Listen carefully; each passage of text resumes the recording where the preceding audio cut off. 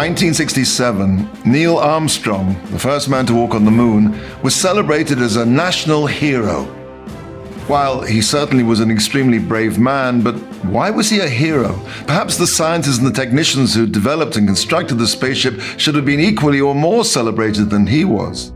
After all, it was their intellect and hard work that made the entire project possible. Armstrong basically followed instructions. In fact, some speculate that it was exactly Armstrong's down-to-earth, excuse the pun, almost prosaic nature that got him the job. The last thing that NASA wanted was some romantic stargazer wandering around the moon going off script. Armstrong was hailed as a hero because he did something spectacular. The image of man walking on the moon was dazzling, and Armstrong was the man who made that image a reality. It's much easier to get excited about fulfilling positive mitzvahs than to refrain from violating negative commandments. We feel so much more accomplished when we perform a good deed, davening with kavanah, learning with a geshmak, than when we merely refrain from doing what's wrong. But feelings can be deceiving.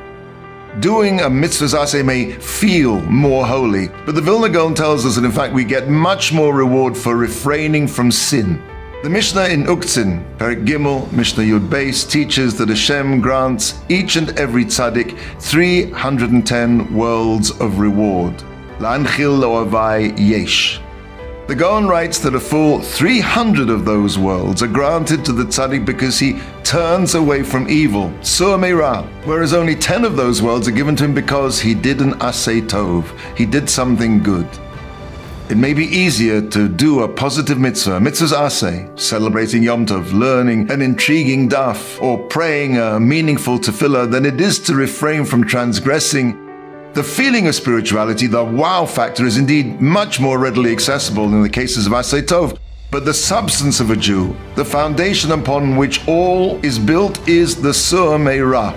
When we commit to being more careful with what we see, we're laying the foundation of our olam haba, and therefore we're rewarded with the bulk of our reward in olam haba.